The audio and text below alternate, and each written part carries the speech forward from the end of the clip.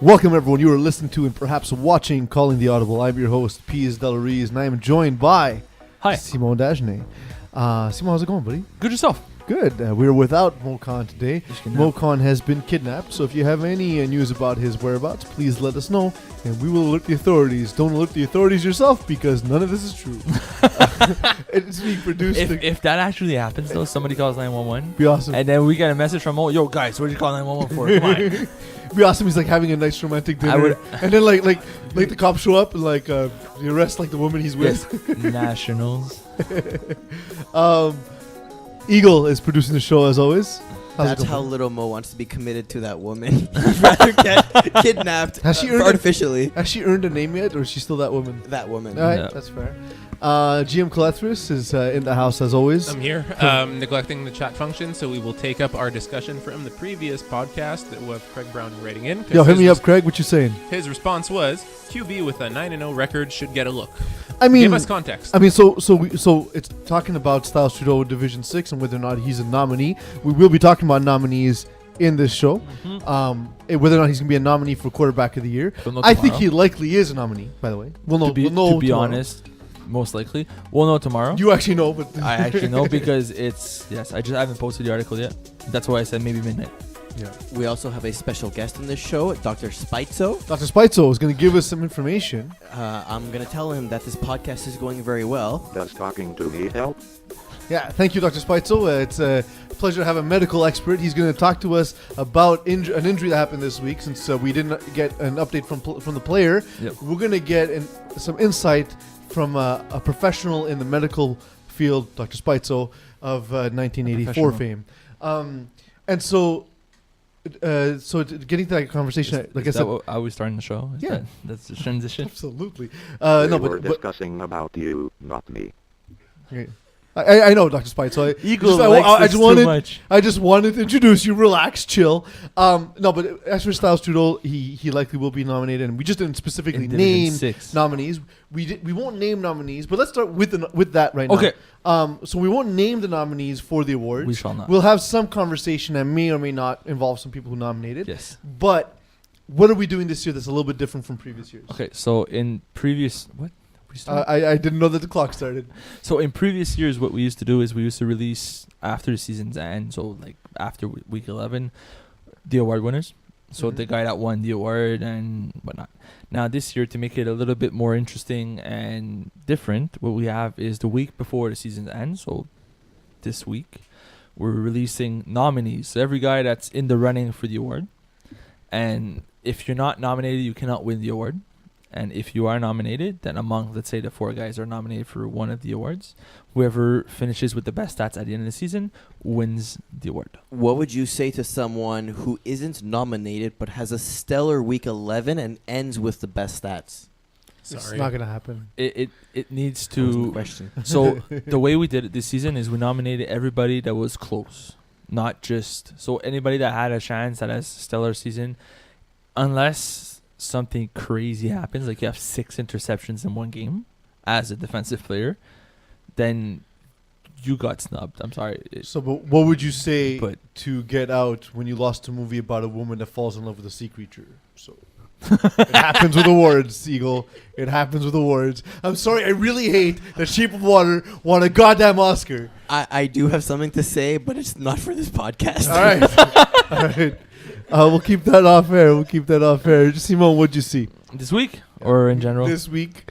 Ideally FPF, but you can sprinkle in some things you saw. If you saw something crazy, like someone riding a unicycle in what's clearly still winter. Also, okay, quickly, right here. stop posting on Facebook or other social media about, hey, I guess it's still winter. It's still winter. It doesn't change till the 21st of this month. Relax. It's supposed to be snowy. Was this meant for Duke? No, it's everyone polluting my timeline. It's pretty awful. So I was at the fields with my. Go ahead. Sorry, you just don't get cues. But anyway, you're at the fields Isn't then. clear. So I was at the fields and we were discussing with my teammate before one of the games, and this one guy showed up with a bicycle All right. this weekend. So not a unicycle. No. But But still. like 2 unicycles. But he had Is that the twice as good? the like the big wheelers. So the snow Okay. bikes. Snowbike. But Not a yes, thing, stop. I don't know. Holy Believe that I shiz. can ride bicycles in the winter. I missed what he said there. Dr. there. Spitzo said, "Don't you believe that I can ride bicycles in the winter?" I don't. Don't you believe him? I know. All right. But Is he playing for your team? No, Is he's he the no, questionable no. man He's in the story? no. I mean, he's Cool. intelligent. My teammate Corey was like, "Who brings a bicycle? It's winter," and then he had like the big wheels. So, but how exhausting it is. Like if you live very very close, it's fine. But then walk. What's more impressive, by the way, GM, riding a unicycle or a bicycle? Because I was saying bicycle's like riding 2 unicycles. Unicycle, you need the balance, man. Yeah, but you're only riding one thing. So, I mean, roller skates, you're having more. You have more wheels, so roller skates might even be tougher. That's not how it works. You don't know. Anyway, so in FPF, what did you see in Division 5? How it works. All right, so Texas Bearmans beat Ghost 38-25. Yeah. Texas Bearmans are a good team. Ghost, in my opinion, is a better team. So this is a impressive upset. So, I mean, Yes, you mean so? yeah, I'm prefacing. With regard to Ghosts, like I've been with you. I said it's Yep. the best version of Ghosts that we've seen all But- season long.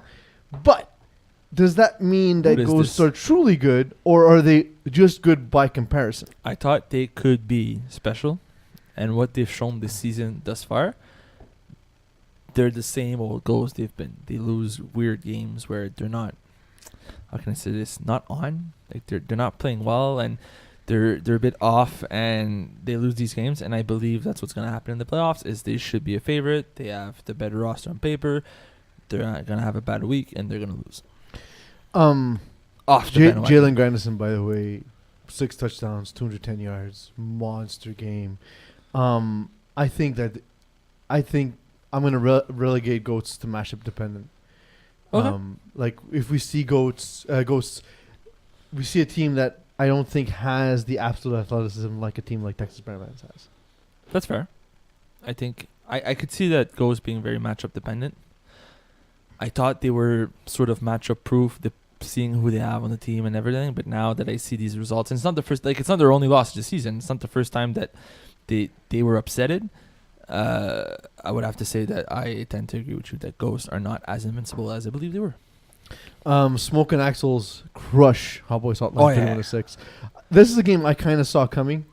I think fair. we Yeah, we picked it talked about it last week. week. I believe that's who I picked. Smoke and Axels are a good team. I picked All Boys Outline, and I was not surprised, disappointed. Déçu? Yeah, disappointed. That's the right one. Yes, Yeah. yes. Thank you for being French. No worries. I saw where you're going with that. But like, Smoke and Axel just seems to win games where Jordan Rossi throws 3 touchdowns, an interception, and then like someone else needs to do something. In this case, Alex Tropiano getting a touchdown on an interception. But was that before or after? Well, I'm just saying, like it's kind of game where so he gets 3, Jordan Rossi gets a touchdown on the ground, and then Alex Tropiano an interception for 6, one of 4 interceptions in this game. Fun fact: no OCs or URs, as we had maybe predicted last week. Yeah. All right. Well, that's, so no C's yours. Interesting. so the refs didn't see it. I guess not. This is what happened. Tom Intercept House returns. Gatehouse has been having a great season, great couple of seasons, and he's been improving. But what happens in this kind of game where just things don't go as well? I hope that it's one of those games that he brushed aside and said, this one doesn't matter. I hope for his sake. But I don't think that's the case. I think that's the case of him facing a defense that knows what to do against him and him sort of breaking down. What happened the second half? Because the first half is 25-6. The second half is 6-0. So obviously the pick 6 happened in the first half. I mean, not necessarily. That could have been Obviously, Peeze. There's no way to know that. Well, it might be Smoke and Axel's just taking their foot off the gas and realizing Tom Gatehouse wasn't able to move the ball. But it's also what they do is they'll slow down the clock. To They have a 20-point lead, so let's not give him 3 more drives. Let's make sure he gets 2 this. Yeah, but they're Which is smart football. Yeah. Yes, which is intelligent to do. It's the right thing to do. Don't risk it. And that's what they did, and it's good. It's the right thing to do. So that also explains how they didn't have enough possessions and whatnot. Is this a bigger upset? Greendale Human Beings losing to Rednecks 27-21. Yes. Because? Wow. So Greendale Human Beings were the clear-cut favorites to not just make the championship finals, but win the championship finals. Mm-hmm. And the fact that they only scored 21 points is a shocker to me. But the fact that Rednecks were the team to beat them, I saw this. I saw the score. I was surprised. I double checked it. The guy clicked it. I was like, "That there must be a mistake. Something must be wrong." But I'll even look at the stats even and I'll had see. Greendale Human Beings won 27-21, I think you would have the same reaction. Yes. I'm surprised Rednecks were able to stop them to only 21 points, even 30 But points. so here's the thing: when I see Rednecks, and we'll talk about them a little bit more in depth when we get to a later segment about the playoffs. They're good. Yes. Question mark? Yes. Like they're good. I feel there's a but I just don't know what it is. I'm looking at the stat sheet. I see Alex Joltapa, 5 receptions, 26 yards, no touchdowns. Seems like Rednecks figured out the GBH system and dismantled it. There's one play that when, well, it's if you talk to Danny Alward, he's going to tell you, and all the guys on the team is going to tell you, is they run this one play that is like a read option, and they'll do it over and over and over, and Alex Joltapa is going to have 15 catches for 150 It's from the yards. Dan system, Yeah. right? I started running it this season, and my quarterback rating spiked because they're going to have that. how good that play is. They're going to run that play over and over, but if the defense figures it out, maybe that's... this tough is to one of the stop, though. biggest shocking loss in Greendale Human Beings franchise history, in my Is opinion. it though the fact that Rednecks have good athletes who can Yep. play man and take and you no longer have But that's what you need. mismatches. But that's what you need against them. To beat that read option is you need somebody athletic enough, fast enough to Stay with the receivers. basically man up against Alex Jotopov and take it away. Yeah. That's what you need, and it's tough to do. And then you also need another guy faster than that to be able to man up against Brandon Elward and kind of take him away too. Because if he's open on post all game long, you're not gonna win. Not necessarily, because if you play man on Joltapuf and you stack left and right side, middle of the field, you split the responsibility, you're okay. And the thing is with Danny, Did you try? You Actually, I did. did you win? Or the alternative. Interesting. The alternative could also be, instead of playing like a 4-1 corner lock, Yeah. you play a 3-1 corner lock, someone man, and the two corners are locking so they'll drop, and it's just the middle guy who has all the flats as No, but responsibility. that doesn't work because they clear one side with a fly and then you have a 2-on-1 with the well, but you're seeing man on the snapper. Okay, Yeah. yeah. That works. But so what's interesting about it is, so the most famous play in flag because of Division 1 Montreal's finest is triple slants. Yes. This is actually Joey Taylor's modified triple slants Yes. that I think is more effective and easier to read and easier to call. It's more effective in lower divisions. I think it's more effective in general. It just like But the thing with triple slants is you need that quick fire pass release. yeah. But here, And if you don't here have you that, can do it. You can make the same play without having yes, that release. Although I would argue that this play is easier to defend because think of it this way. If you're running triple slants, the strength or the weakness of that play is dependent on your quarterback and your receiver combination. Whereas the weakness of this play is the defenders being able to break it up. Right? So, if anything, the advantage is in the offense's favor. If you can run the triple slant system, you run the triple slant system. Whereas the That's other way fair. around, There's if you just- hit a team that there's- can defend this There's play, 3 quarterbacks in FPF who can run it properly. and I'd they say do it. And they do it. I'd say 2. Even then, Who's the third? Marco. But even he doesn't do run it it. properly. He doesn't do Well, it. he doesn't because he doesn't have the same release. Yeah, he doesn't. Yeah, but he also knows that you can't run it. But I've seen As him. I've effectively. seen him run it occasionally. It's a crazy play that it's so simple that it works. Mhm. But it's similar for this play. And the thing is, what it does is Denny Elward doesn't have the greatest arm, but he has the ability to make quick reads and process reads very quickly. Mm-hmm.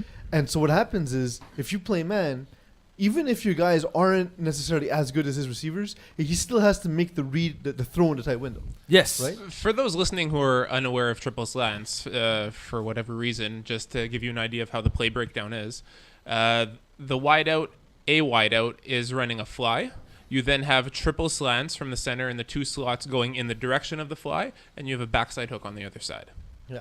And so what Aylward does is essentially a fly from the outside, same way, 2 slants, and then a post over top. And so basically it creates a triangle read, which is used at every level of football. It's essentially it's FPF's version of the stick concept. Oh yeah, you understand tackle football and you understand that this is not tackles, so you could run these different patterns. It's just easier to run it in our... Also, in our you system. can't really do that in tackle football because somebody's going to get kicked. No, you can run stick. They do run it in tackle football. Stick, yes. If you run like double slants and a post, you might get hurt a lot. Again, I would argue the GBH system works because you hit teams that either don't know the play or aren't athletic enough to defend it. You hit a combination like Rednecks who can pick up on both, and they're finished. We actually found the weakness. Yeah, but now the interesting thing is if they play each other again, can Greendale human beings make sort of develop another play, knowing that this one won't work against them? Do we have another one? 1-800 Joey Taylor.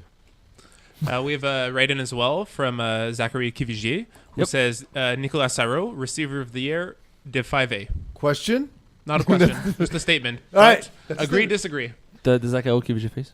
I think he'll be nominated. I think it'll be tough for him to win. He has crazy numbers this season. Yeah. We've both played with him before. Mhm. Great player. How come he didn't do it with us? I don't know. He's gonna say that we don't feed him enough. He's said- gonna say it's our I think fault. it's because Zachary Kirach is a better quarterback than Simon Dashley. Most potentially. Can I spoil whether he's nominated or not? No. There's an article Why? coming out Ooh, tomorrow. the suspense. Dun, dun, dun. But if you look at his stats, they're impressive. But he finished the season. Mhm. His season's over. Oh, yeah. He played 10 That's games. why it'll be He played 10 unlikely. games. The other guys did not. Yeah. That's the thinking behind it. What else do you see? Flamand Fou beat Pigeon Squad in what could potentially be their playing game. Mm-hmm. 33-22. Surprising outcome? I said Flamand Fou. No, I said Pigeon Squad would So win. did I. And so Yeah. Flamand Fou. It was a coin toss to begin with. I really like Pigeon Squad. There's still a chance that the script could flip. This might not be their playing game due to how next week happens, but I still think that this was like a statement game for Flamand Fou. They've been up and down. They're good, but they never really showed it, and this is the kind of win that they needed. They play well, 2-score win against a team that might not make the playoffs. Who knows what's going to happen with Flamand Fou in 2 weeks? Yeah, agreed. There's a big injury. Yes. It was at Lachine, I believe. Yeah, Yes, on Sunday. I was there. I was at field 1 or We 3. were there. Yeah. Yeah, it's true because your game was right after mine. Mhm. Do you have any information? No, I do not. But I Do know you- what okay, so happened. Who got hurt? Okay. Is what Yes, I'm I know asking what you. happened, but so Jesus Christ. the in the game of Hurricane season against Granienel, Mm-hmm. the quarterback for Granienel, Sébastien Thibault, ran with the ball on the sidelines. He popped his shoulder, dislocated his shoulder. So a lot of pain. I've been through it. It sucks. There's sometimes you can pick back, sometimes you can't. He left on a stretcher. I hope that it went okay and he's better now and it's okay. I don't think he's gonna play again this season. That's terrible. Bearing the injury and what he has to do when he So has. your diagnosis based on no information is... It's based on absolutely nothing. It's based on the fact that I've suffered it and I know how it feels So the next 2 weeks. Let's turn to Dr. Speitzel, our medical professional for this podcast. Dr. Speitzel? Do such questions often come to your mind? Yes, they do. Will Sébastien Thibault play again this season? Come on, pour out your thoughts. My thoughts are that he might not play this season. How bad is his injury? Does that question really interest you? Okay, well, thank you for your medical input, Dr. Speitzel. Feel free to chime in at any time during the show. So I'm Okay. Cool. I mean, look, So, doctors yeah. are strange people. I to give know, them- I know that. But so if the injury really sucks, first and foremost, because he's probably the most important piece of that team. Mhm. He's not only their quarterback, he's probably their best player all around too. And it sucks to see anybody go down whatsoever. Nobody wishes injuries on anybody. Of course not. And like it's one thing if you sprain your thumb and you're Mokan and you skip for 4 years. It's another thing when it's a massive injury that Yeah. requires you to leave on a stretcher. And I mean, like, Have you tried to ask for help? I mean, I'm sure he did. He did medical help. Of course, there's an ambulance that came. he did ask for help. From Okan, I mean, like it's a trip to Thailand, and then if you don't spend enough on adult entertainment, then that's what happens to your finger. Any other games? Just a hop, skip, and a jump. The hop, skip, and a jump. Man. Cool. Financiers beat Longhorns. Finessers beat Whatever. Longhorns. 38-27. So 2-score game again. We touched upon this. Well, Mo Khan touched upon this, saying our Longhorns for real if they can't beat the next two games. Yeah, First of all, Mo Khan, you're not here. You're kidnapped for a reason. Thank you.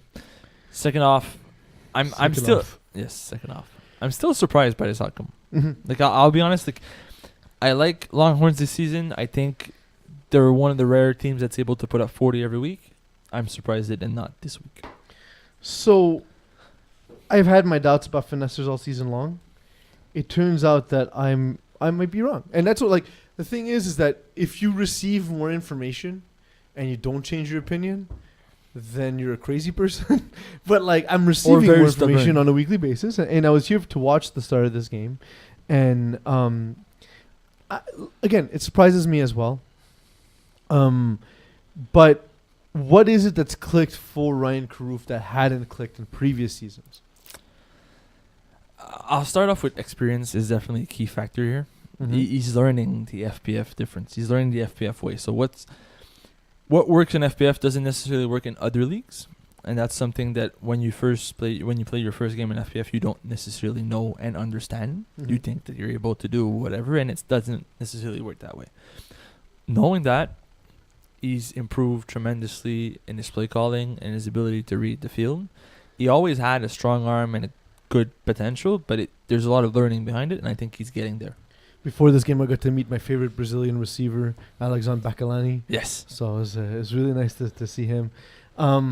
Great player, great season. John Moody, no mistakes necessarily, no but interceptions. only 27 points. But like, so what was it that stopped Longhorns from really being able to move the ball? It has to be something with either they punted or frustrations. It could be one of those nights where John Moody's not necessarily on point, on key, like on so par with his is it just receivers. like small sample size, or are Finesser's a bad matchup for an older Longhorns team? It could be, definitely. It could be a fact that they're not able to match up athletically with him. I mean, Peeze and I were hogging the field, so maybe they couldn't warm up fast enough. That's also possible. We're using the field to help Brewers and teach them the Division 6 Brewers. Yeah. Was Rob Allen playing the game? He was there, and I didn't see him.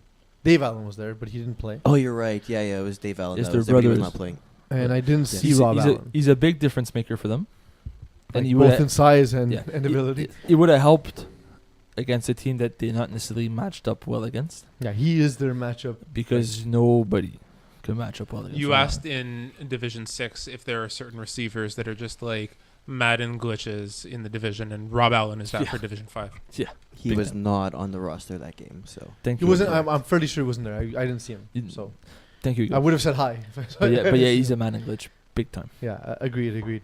After beat Blue Team. Sorry, who? After beat Blue Team. So we touched upon this. The reason why I bring this up is a few weeks ago, Jim was talking about the new quarterback for Blue Team, who's very impressive, very good. And when we talked about that game, we said Blue Team should run the table. And they lost 31-18. But so like the great equalizer of new quarterbacks is Daniel Belfoy, right? Oh yeah, big time. If you've never faced a rusher that is that efficient and that fast, it's a shocker. 3 facts this game. So Sounds about right. And just like an aside quickly, let's say Daniel Belfoy, he has no interest in playing with any other teams than his friends. It's his last season ever, from what he told me. Hall of Fame career? Yes. Hall of Fame career? No. Why? Hall of Fame, good guy all around, absolutely. But why not? Statistically, he's had the up and down seasons, no championships, individual awards, question mark. Eagle, what can you merits draw up stats while we continue our conversation? And because I think it's one of those things where we just don't know the name as well because he doesn't play on 3 teams. He plays on 1 team every season. It's always low division because he wants to play with his friends. But a guy who's capable. Always plays with the same team, with the same guys. And I don't hold championships against a rusher because you're not going to win a championship alone as a rusher. No. But we both remember if anybody listening to this podcast played back in 2011, 12, 13, Mhm. you would remember Les Affreux being a very strong defensive team. And that starts with your rusher. He has Has he two even All played enough Stars. seasons? Sorry? Sorry? Has he played enough seasons? I believe so. He has 2 All Stars, no championships, no individual awards, and obviously no Bowens from this last season. Well, rushers rarely Rushers get it's defensive hard to player of win the the year. defensive player of the year is Russia. If they get All-Star, he's the best rusher in this division, though. And he definitely does have enough seasons. Yes. Okay. And how many total sacks? I'll give you a minute to. Okay, well, let me do some quick math here. and how many sacks? Give me A sacks lot. and sacks per season. I know he has a lot. Yeah. Sacks per season, he's averaging about 15.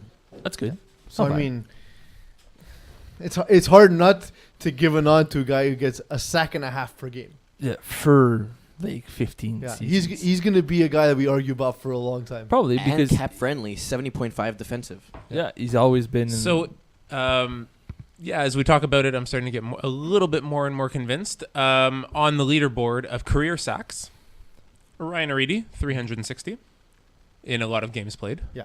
Matt With Kerouac, multiple teams. 244. Multiple teams and a hell of a long time played. Brian Udoxy, 170, multiple teams. And then eventually you go down Charles Bayard-Geron, Phil Dikovic, and Daniel Delfeuille at 155 total. In 13 seasons. With one with team. one team. So And not playing 13 all seasons games not every playing. year. Yeah, and it's the thing too. He So misses we're- a few every so now and then. 151 in potentially 100 games. And for those new listeners who don't know the story, once accidentally drank urine on the sideline. So Really? That's yeah. So I have a crazy was story Gatorade. about him. So a while back, we used to hang out a lot, and what happened was, he used to smoke cigarettes back then. I think he stopped. too many. Yeah. I think he stopped, but he also used to drink a liter of NOS before every game. Mhm. So combine these two together, and you have Daniel Bellefeuille vomiting on the field Mhm. at halftime, playing the second half. He I was have later. to. I have to ask this because we said we would read out whatever's written on here. Your brother wants to know why I'm so beautiful.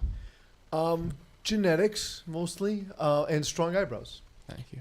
Mediterranean You once said that features. they walk into a room before I do. They do. They do. Also, for those who are listening but also watching, because you actually get to see it, if you go underneath the accolades tab on the website, there is the record book that you can go check out. So you can look at career records, individual game records, and season records for both regular season, playoff season, all time on all 4 categories of stats. So see if you match up to someone, and if you're having a good game, maybe that's a record. Tees and beer beats Sterdam 26-24. That's also, well, so TDs and beer are good.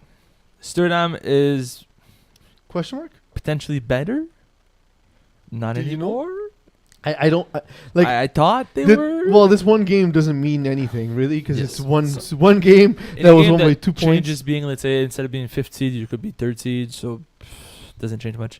But still, Can I Is- just mention the fact that even though Sterdam put up 24 points, 2 of them were on interceptions.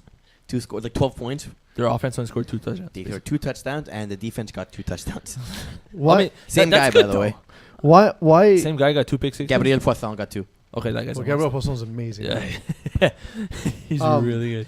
Avery Lala has not yet become the quarterback we thought he'd be in FPF. I don't think. Why? I don't think he ever will. Okay, that's very Yes, that's a negative. very no. he but- can't improve. He can't Okay. get better. He can't learn. No. But in a short span that we all expect him to, like if we give him 10 years, obviously he will. But in the short I mean, span he's of, also like 17, Yes, so but- he'll have the 10 years and still be in his athletic The- prime. but like what I'm saying is, if you give him like a short span of our FPF memory, which is by 2020 nobody remembers anything, then he needs to like play like Div 2 in the next 4 seasons. Why? Who cares when you get there? As long as you get there. He might stop playing football at some All point. right. Maybe it's just But why? Why is it not working? because it's still a tackle quarterback that plays like it's tackle football. Pease, Mm-hmm. button your shirt. What is this? A backdoor strip club? Sorry about that. That's what your brother says. All right, I will button my shirt. You're right. It's not a backdoor strip club. It's not. It's a garage. Yeah. It Yes, it is. It's could potentially be, but it's not. And just from a high level, because I haven't watched a lot of. I watched Avery play FPF Junior, in which he cut it up. But also, Yep. I think a lot of these expectations also come from the tackle circuit, where Avery's build is one of the last few like pocket passers, and he's Yeah. wildly efficient, very, very good in tackle football specifically. So those expectations kind of carried over into FPF. But And then as our we expectations, discussed- having coached against them Yep. in FPF Junior. Yeah, so he cut us up. yeah. So what about is it him or is it his receivers the problem? Is the team around him not I- successful enough? I think he's too safe with the ball. There are specific ways you can defend. I've seen that. I've seen him be too. And it's not about throwing interceptions or not. What No. I mean by safe is you deliver the ball in a place where receivers have to accelerate to catch them, but guys aren't necessarily used to doing that in FPF. And I don't know if this team is built to do that. Simone, Yes. what are you drinking? Is it rum? No, it's coffee. Okay, thank you. Should I stop reading what your brother writes? I mean, depending. You Go can with judge it. at this point. We said we would. So No, it's the let's promise. test this limit right now. It's gonna get worse before it gets better because it's getting Because late. it's Duke. It's becoming the witching hour for Duke. And so I I think the team's not necessarily built for him, but also and the play calling to me doesn't seem like a guy who truly understands how to best use his Is ability. he calling the plays or is someone else calling the plays for him? In the past, it was a combination. I've seen players call plays for him, which in my opinion Never doesn't works. work.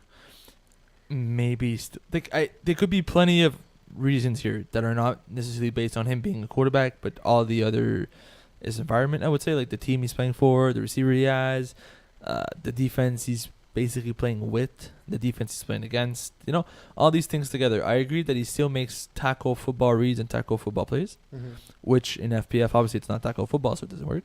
Some does, most don't. So let's leave last week. Yep. And let's move forward and looking into Okay. what is right around the corner in the playoffs. Yes. Could the Warriors be the most dangerous lower seed in Division 5A? And I'm grasping for hope here because I thought they were going to be one of the best teams. I was like, Michael Solomene is going to tear it up. He was so ridiculous in Division 6. And So is not that there just yet. kind of like a revisionist opinion now? If you think that they're going to be the top and they're not there, oh, are they just a dangerous bottom seed? Like, Well, it's like what happens is it makes me look real smart if they are. Because So- we said it all along, Yeah. right? And they're officially not in the playoffs now, Yeah. right? No, They're I'm in saying the if they ninth get in. spot. Yeah, if they get in. I'd say that they are not, Because? because the way they've been playing this season is a disappointment. They should be better than this, and they haven't proved a single time that they were a legit contender, that they could upset these teams. So even if they finish 8th or 7th seed, they'll have to play the 1st or 2nd seed, and Well- I don't see those matchups going their So way. we've been saying that matchups don't, like the first and second seed don't matter Yep. in divisions. I think here it matters for them because I think Greendale Human Beings and Smoke and Axles are a terrible matchup for Warriors. Yep. And bearing that, I don't see Warriors being able to compete with these teams. So they might have been able to beat one or two teams, but I don't see them being able to make a run for a championship. Can Grand Lionel win without Sebastian Thibault? Given that you and Dr. Spitzel both believe his injuries are We're not really bad sure enough. what Dr. Spicer believes, but Listen, I mean, he's been a medical professional since the 1980s. That's so true. I would have to say that I don't think so. I don't think they have. If this was week 3 or 4 and they could pick up somebody, maybe. But now you're basically shuffling around and asking one of your guys that maybe never played quarterback before, hey, can you play quarterback for the playoffs for us? It's a tough spot. Ghanaian had a very good season and good championship hopes, and that went out the window when your star player went out. Dr. Sorry. Spitzel? Can you elaborate more on that? We have, so I'm sorry you have not been able to follow the show. I know you're very busy. Don't be so negative, flag plus football. What? What? I'll try not to be, Dr. Spitzel. You're right. Thank you for diagnosing my negativity. also, Do Duke, you my feel when favorite you Britney Spears apologize? song is "Crazy." If you guys both talk at the same time, I can't hear you. What'd Duke's you say, Gian? favorite. I was telling your brother that my favorite Britney Spears song is "Crazy." Yes. His is "Toxic." Britney's back. Bitch. So I have like every time people say that, I just picture Michael Scott from The Office saying that in this convertible. Let's change the subject. You were telling me about something else. yeah, I was. Thank you, Dr. Spitzel. Thanks for keeping us on track in this show. It's going off the rails a little bit. Les Flamands Fous have the 3rd worst points against. Los Avocados Crazy. are the worst. Lockdown, obviously, the 2nd because Eagle can't call a defense. Can any of these teams make any noise in the playoffs? Maybe Flamafu. Because- Maybe. How they've played this week against Pigeon Squad, if they could keep this sort of performance going, maybe they could get 1 or 2 wins, and they could be the team that Mokan talks about. They're sneaky good in a few weeks now. I would love to see Flamafu play like in the Final Four. Which is there a player on Flamafu that you think can step up to be Everybody? everyone? I don't think it's a one guy situation. I think they Because all like if you look, they all can, and they all need to play better. like right now, Felix Antoine Leving Yep. leads the team in interceptions. Mm-hmm. You know how many interceptions he has? 4. 2. Brutal. He's the only player with multiple interceptions on this team. So I think the team is good. I think the Mhm. team has a lot of potential, can but they need to sort of take it seriously, I guess. Can Thomas Kutsu be the guy though? Can his rushing be the pillar which they can Yes. begin to impress on defense? He's the kind of rusher that could turn a game around. If he puts enough pressure on the quarterback and forces bad throws, there could be a lot of interceptions in one game. It's purely based on his rushes. If Greendale Human Beings and Smoke and Axles win, Smoke and Axles gets the 1 seed due to lower points against, barring a miracle. Yeah. Right? So that's how we think it shakes out. Yep. Grand Leonel clinched the 1 seed in Conference B, but now we're saying we don't know. We'll see what happens. Yeah. We could be surprised. We've seen it before. We've seen teams win without their quarterbacks. So maybe. I Yeah. remember Coyotes a few seasons back. Their quarterback was there. Their top number 1 receiver played QB, and they won a playoff game. They made them the semis. Mm-hmm. The quarters. Anyways, they won a playoff They game. want a playoff game. Doesn't matter which one. So it's not impossible, but it's In not com- easy. In Conference A on the bubble, we have Mavericks, Rednecks, and Warriors. And so if the And Mavericks Bobby's boys. and Mavericks and Rednecks play potentially for that last spot. So Yep. if Mavericks beat Redskins and Warriors win, Rednecks are out. If Rednecks win, they're pretty much in. Right? Yep. So they can. Rednecks are somehow in a position to control their own destiny. After we thought, man, well, you gotta play Greendale Human Beings, so he's probably done for the season. But hey, look what happened. Yeah, and like they win a big game, and now they have a chance to control their own destiny. Will they redneck it? By that I mean shoot themselves in the foot and lose the opportunity to get into the playoffs. They will not pull the Plexico brace. Yeah. Will they Plaxico? No.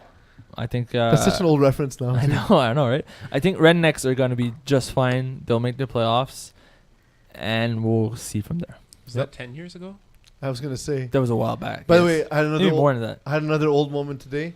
My buddy and I at work were looking at the Oshiaga lineup, and the only bands we recognized are at least 10 years old. So that's fun. That's always fun when that happens, and you're no longer the target audience. You mean you're not going to go see Post Malone? I will not go see or know what Post Malone is. My frame of reference, because I play on Super Saiyans, right? Yeah. And there's kids on Super Saiyans who were born after 9/11 You happened. had I mentioned mentioned that, and just like every time, it never gets old. It's just like, That's terrifying. I was in university when that happened. okay, Yeah. I wasn't. So I was. This is very, very loud. You don't know this? So we just gave up on getting monetized the rest of the year? Yep. That's all this. That's what this is? Who Why is it so loud? As long as I keep it under 30 seconds, we're good. Okay. Why is it so loud, though? We'll use it as a soundtrack to the rest of the conversation. Why does it always seem though that rednecks are responsible for their own demise? Because they're rednecks? I don't know. That's a tricky question. I don't know. They don't play up to their potential at all times. They don't take games seriously. They show up I late. think that's what it is. I think it's just like from the outside looking in, like it seems like they don't take it seriously, so we never really take them seriously either. Mhm. But they have the talent. Yeah, to they're good upset players. much stronger teams. Remember, there was a team of yours a couple of seasons ago, Peeze, that they like blew out of the water in week 1. No, we lost like 12-6. Sounds like blew out of the water. Did you win? So you only scored 6 points. Yeah. When on your team's defense isn't a thing and it's all offense. Yeah, and exactly. you only scored Exactly. 6 points. Exactly. So Solid. fun, right? So yeah, so that's what you guys think it is. It's just like a measure of Like, Yeah, it's Lack one of not taking it engagement. seriously. But Lack we, of we engagement? see it Okay. with a lot of these teams where some teams take FPF more seriously than others. Some take it way too seriously. But that's what I'm saying. I think Rednecks are one of those teams that, if push comes to shove, they'll probably play really well. But in most times, they probably Did just you just say whatever. some teams take it way too seriously? Yes. Yeah. We're in a garage that's painted green, talking about a recreational flag football league to like I didn't 5 say- people who are listening right I didn't now. say we weren't those Yeah, ones. we're part of them. Bobby's boys need to win. Mavericks and Warriors, plus Mavericks and Warriors need to lose for them to qualify. Yeah. Which is not impossible. No, if Bobby's boys make the playoffs, what do you think their chances are in the playoffs in Division 5? I'm not reading the question where you wrote it because it's stupid. I didn't write this question. Yeah. Well, I don't know. didn't write that. I don't write questions. I just put up. Oh yeah. So are they the team? The opposite of a Mokan question.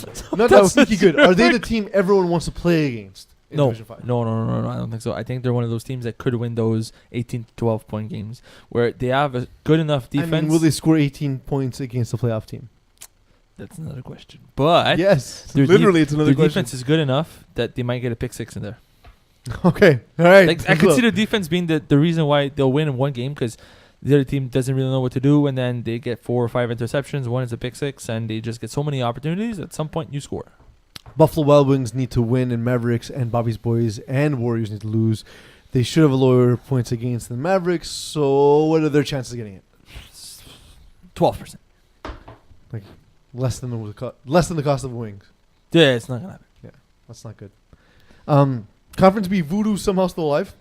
Yeah. They Shocker. can make it in if Brothers, Pigeon Squad, and Flamafu lose. So not likely.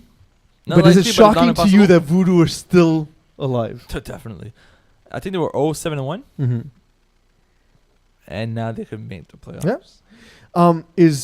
So in this case, like, is the FPF regular season fake math and profiteering on hope at this point? Because like a team like this still has a chance, but even if they make it in, they're not getting past the first round. Am I right? I dumped them like Valentine's Day Yeah. a while back. I said I'm done cheering for On- Voodoo. Simo's Valentine's Day massacre. It's not really fake math if they're still beating out 6 other teams for that spot. Okay, but I'm saying that it doesn't actually matter because they're not going to have a chance to win a championship. To win a What championship, are no. your real problems? My problem, Dr. Spitzo, is, again, we're giving hope, and it's a thing that's beautiful about sports, but we all know, right? Am I There's the only only- one here? We all know there's only 4 teams in the NFL. Yeah, exactly. But that's the same kind of thing where, like in the NFL, like, oh yeah, if this just happens and we outscore this team by 16 points and 4 other teams lose, we have a chance, but we're still gonna get crushed by the Patriots. How do we make the playoffs if Aaron Rodgers doesn't play anymore? Pretty much. This is stale stuff. Sorry, Dr. Spicer, you're right. I'll move on. Flamanfu get in with a win or loss from Pigeon Squad, and Brothers and Voodoo lose. Yeah. So To clarify on that, they get in if they win, if they win, or That's if Pigeon Squad lose. yeah, Yeah, I'm Because reading. you said a win or a loss from Pigeon Squad. Sorry about that. It's I'm translating from Simon to human. Hey, this was written by Rob Campana. That's worse. So I just copy paste. Pigeon Squad need to win, and Flamanfu need to tie or lose. You know how I do these. I always throw my source under the bus. 100%. Brothers need to win, Flamanfu and Pigeon Squad loses or ties. So who gets it? Flamafu. I said that last week's game was the playing game. I stick by it. Flamafu makes the playoffs. We're gonna get Who into. else? Sorry. Flamafu. Who else? Flamanfu. and who else? Rednecks. Rednecks. Rednecks, Flamafu. I said it here first. All right. There's nowhere else for you to say it. This is your platform. I could guess you write could a write your general Division 1 article. article. Damn, I might. So the awards coming out tomorrow, Simon? Or midnight tonight? Nominees, not the awards. Nominees, sorry, yes, I keep saying that. The nominees keep coming out. We discussed about what we're doing with the Yep. format. 3 guys I think may be nominated. I Okay. wanted to You know discuss nothing anyways. the playing styles. John Mooney, Danny Aylward, Jared Taylor, 3 completely different styles Yes. of quarterback. Just so, like, who would you want to win this award? Just based on watching them play, who do you like here? Okay, so Danny Aylward is the prolific, better version of Joey Taylor, I guess, that doesn't have I as don't much think he's the experience. better version of I don't Taylor. know. I'm just spitballing. But I like Danny Elward he's been moving up. He's been winning. He's been Mhm. consistent. He's a very good quarterback. In winning QB of the year again, it just feels like it just pushing him up even more. John Moody, I feel like John Moody's like on the back end of his career. Like I don't see John Moody playing 10 so more ageist, years. they got it. Cool, good shot. Because like you can still be ageist, right? We don't really. It's the one area where we can still be prejudiced towards people. So pick age. I like it because soon, one day, he won't remember. I am not sure if I am old. He's been. I think Longhorns has been Correct. the longest standing franchise in FPF. John Moody has been playing quarterback for the longest time. At some point, he needs to win this award so he could retire. So I kind of want him to win it too. And Just want him to go away, so that no, I you don't have want to worry about playing him. I like Makes seeing him every sense. week. It's just Smart. like I want to see him like right off into the sunset. kind of Okay. thing. And Jared Taylor, for what he was able to do in his first real season as a quarterback, is very impressive. Mhm. So that's also like I think both.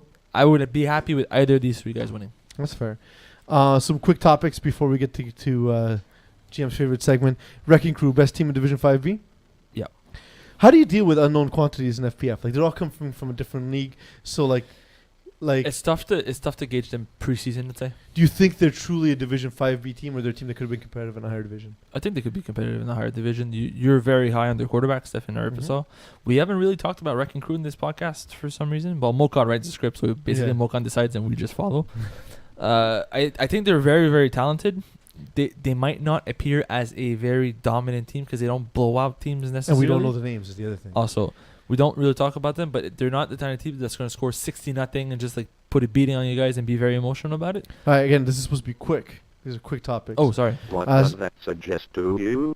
What suggests to me is that Stephen Harpersad missing a game, like we said, he's going to be in Vegas. We said in Division 6 podcast. Will that cost him the award for quarterback of the year?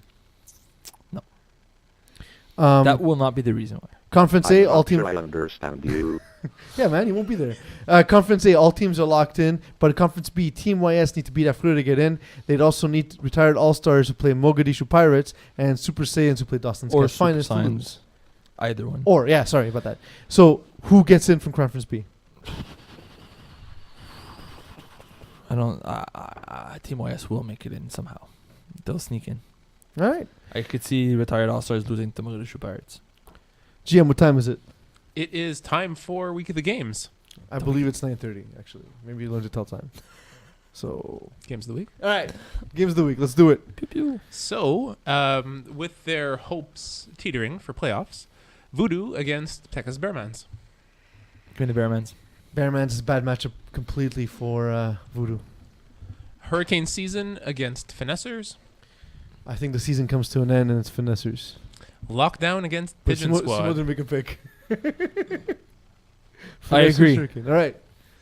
Lockdown against Pigeon Squad. Oh my God, it'd be so ugly. Pigeon Squad. Oh, all Pigeon over. Squad by 25 Yeah. points. Pigeons are gonna drop all over Lockdown. Can I Nice. throw Rednecks versus Mavericks in there? Yes, you should.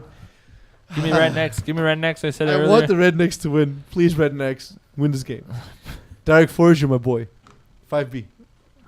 Wrecking Crew against Black Knights. Can Black Knights hold on? Are you saying so? So I- Wrecking Crew's quarterback's not there. Yeah, so without Stephen Harpersad, I say they'll Black lose the Knights game. Black wins. Knights. Yeah. They take away the 10-0 season. Agreed. Moss City against Green Lantern Corps. Moss City are just a bad matchup across the board for Green Lantern Corps. Give me Moss City. Agreed. And Fun Boys against Takeover.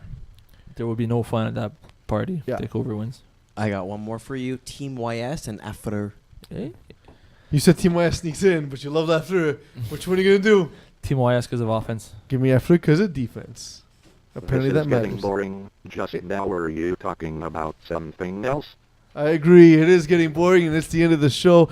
Thank you for joining us on behalf of Simon Dagenet, of the Eagle at Master Control, of Jim Colethris, of Dr. Speitzel. Speaking of Simon Dagenet, Dave wants to know, when is Simon Dagenet retiring? Tomorrow, hopefully. Really? You've done this long enough. Really? You want me to retire tomorrow? And remember, I mean, I will if you want me to. goodbye. But you do know you have all the playoffs without me to do. Yeah, You're gonna have basically to do my job for exactly. 4 weeks. That's what I'm hoping on. That's what you want. What if I can retire?